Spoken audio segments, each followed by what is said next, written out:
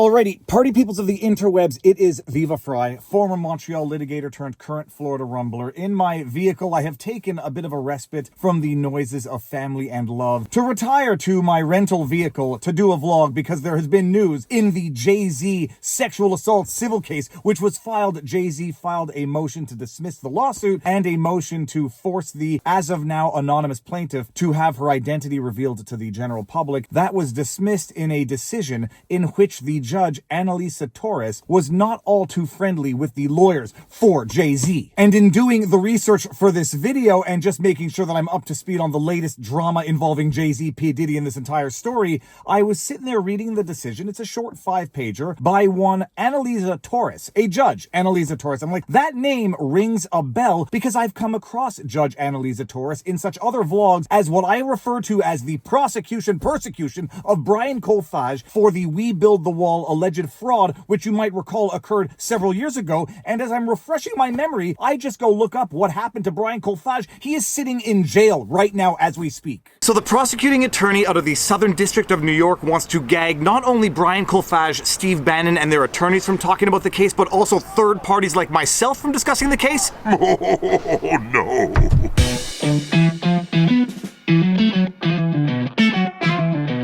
Before we even get into what they call the bench slapping of Jay-Z's attorney, Judge Annalisa Torres, in the case involving Brian Colfage, where he ultimately was forced to plead guilty to certain charges, he was sentenced to, I think it was 36 months in some sort of correctional facility. This is what Judge Annalisa Torres had to say about the sentencing of Brian Colfage. In imposing today's sentences on Colfage and Bortolato, Judge Torres noted that, quote, this was no ordinary financial fraud, end quote, because when victims donated to We Build the Wall, quote, they were expressing their views about a political issue that was important to them, end quote. Noting that the offense cast doubt on the efficacy of political involvement and that this scheme would, quote, undoubtedly have a chilling effect, end quote, on political donations, Judge Torres remarked that, quote, the fraud perpetrated by Mr. Colfage and Mr. Bortolato went well beyond defrauding individual donors. They hurt us all, end quote. Yeah, the alleged fraud committed by Colfage, Bannon, and Bortolato and some others, it was so terrible that literally nobody who donated to We Build the Wall complained about it, but that doesn't change anything. He is in jail now, as we speak, set to be released in November 2026, and I said, my goodness, it's good that I came across this now, because we need to add this to the to-do pardon list of Donald John Trump the second he gets into office on January 20th, unless those scumbag scoundrels try to find a way not to certify him. He needs to pardon or commute the sentence of Brian Colfage, among others, including the January 6ers. But alas, this vlog was not intended to be a rehashing of the We Build the Wall persecution. It was about Jay-Z's latest filing, latest dismissal from this very same judge who had some choice words for the attorney for Jay-Z. Now, for those of you who may have been living under a rock for the last, I don't know how many years, Jay-Z arrested on trafficking charges, RICO charges. He is currently sitting, I believe, in the same facility in which Jeffrey Epstein totally did not kill himself. And Jay-Z was recently added to an already existing civil suit against Puff Daddy.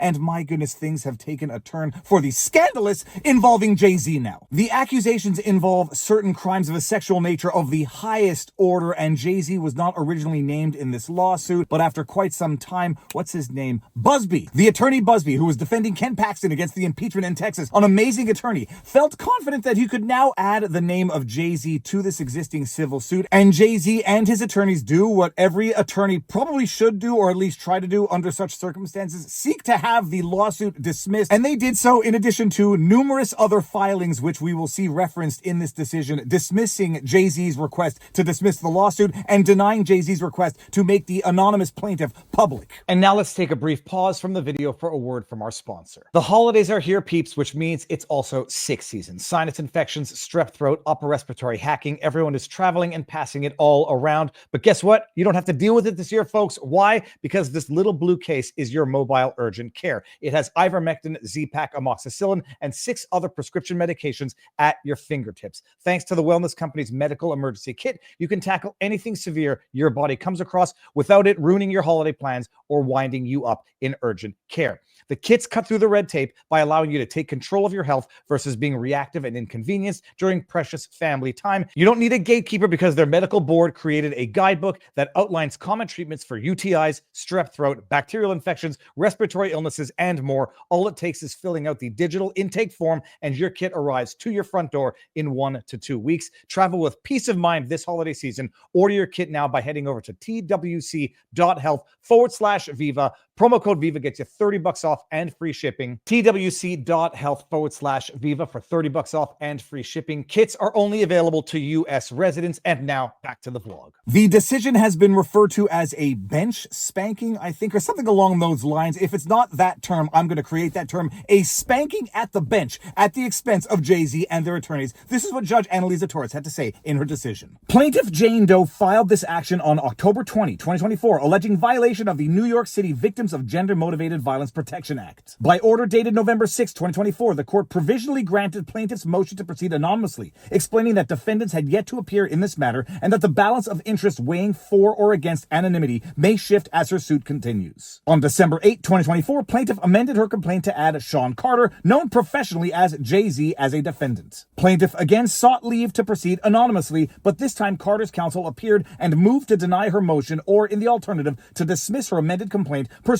to Federal Rule of Civil Procedure 12B1. The rest of the paragraph goes on to detail other filings by Jay-Z or Sean Carter. Am I an idiot for not knowing that was his real name? Whatever. For detailing other filings from Jay-Z's attorney, but we get into the analysis, or at least the criteria, for authorizing a plaintiff to proceed anonymously, and I am generally in favor of plaintiffs not proceeding anonymously, but it's not as though Jay-Z and Puff Daddy don't know who the plaintiff is. I suspect they just want to make her name known publicly for whatever pressure and potential intimidation that might cause. But whatever, we'll get to that in a bit. The criteria that the judge considers when discussing whether or not the plaintiff should be allowed to proceed anonymously. Motion to proceed anonymously. In deciding whether a plaintiff may proceed anonymously, courts balance, quote, the plaintiff's interest in anonymity, end quote, against, quote, both the public interest in disclosure and any prejudice to the defendant, end quote. The Second Circuit has laid out a non-exhaustive list of factors to be considered. 1. Whether the litigation involves matters that are highly sensitive and of a personal nature. 2. Whether identification poses a risk of retaliatory physical or mental harm to the party seeking to proceed anonymously, or even more critically, to innocent non-parties. 3. Whether identification presents other harms and the likely severity of those harms, including whether the injury litigated against would be incurred as a result of the disclosure of plaintiff's identity. 4. Whether the plaintiff is particularly vulnerable to the possible harms of disclosure, particularly in light of her age. And you can freeze frame and go read the rest of the criteria at your leisure if you so choose. The plaintiff in this case was 13 at the time of the incident, which occurred in the early 2000s, so the age of the victim now is not necessarily a factor, but you could easily imagine how the other factors play in favor of the plaintiff retaining her anonymity. But let's get to the factors that the judge highly considers in deciding to dismiss or reject Jay-Z's request to disclose the identity of the plaintiff to not proceed anonymously. Here, the weight of the factors tips in favor of allowing plaintiff to remain anonymous, at least for this stage of the litigation. Factors 1, 2, 4, and 7 weigh strongly in favor of anonymity. In her amended complaint, plaintiff alleges that defendants drugged and raped her when she was only 13. Courts in this district have recognized that allegations concerning sexual assault are, quote, highly sensitive, end quote, and, quote, of an extremely personal nature, end quote. And then if we go back to item 7 to have a look at that, whether plaintiff's identity has thus far been kept confidential. So Judge Annalisa Torres allows the plaintiff to continue with the motion anonymously, at least for, what the heck is that? At least for the, what is that?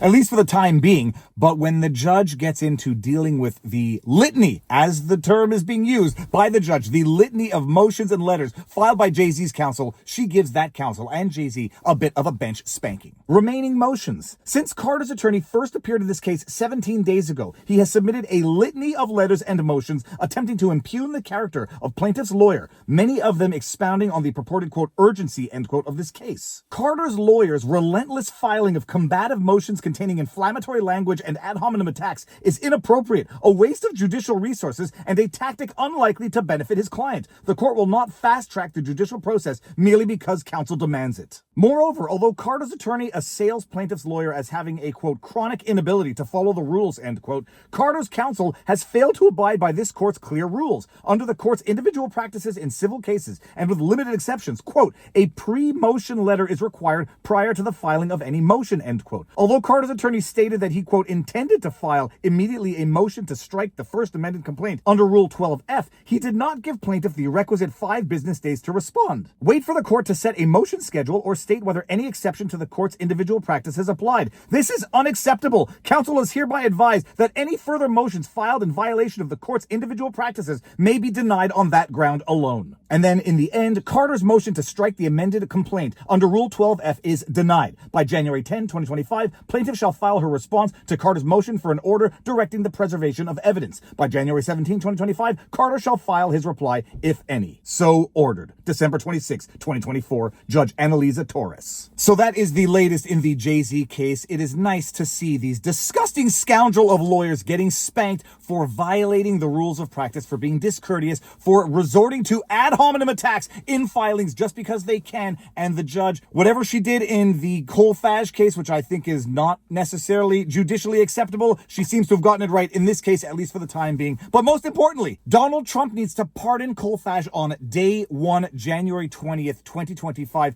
Pardon Colfage, get him out of jail where he has no business being. If you don't know, Colfage is a war veteran, a hero. He is a hero. He partook in a good faith effort to raise the monies to build that wall, and then they came in and they did to him what they did to a number of other people in the years that followed, lawfare, and now he is sitting in jail for no good reason. And while Jay-Z's attorney got the spanking that he deserved, it's time to give Colfage the pardon or commutation that he deserves. And with that said, if you like what I do, you know what to do. Like, share, subscribe, hit the notification bell so that you get notified when I put out a video. Drop a comment in the comment section because it feeds the algorithm. But most importantly, exercise, eat healthy, sunlight if you can find it, talk to people in real life, enjoy the holidays, Merry Christmas to everybody, Happy New Year, and nothing but good things in 2025. Now you know your vlog. Peace out, peace. Booyah! I lost my legs almost 13 years ago. Yeah, they told me I would never walk. And they said no one's ever walked with your level of amputations. 11 months after I was injured, I walked out of Walter Reed. Being able to put yourself out there and just not be afraid of failing is the hardest thing to do, but you have to do it. That is the key to overcoming adversity. And that's exactly what I had to do. I had to learn it.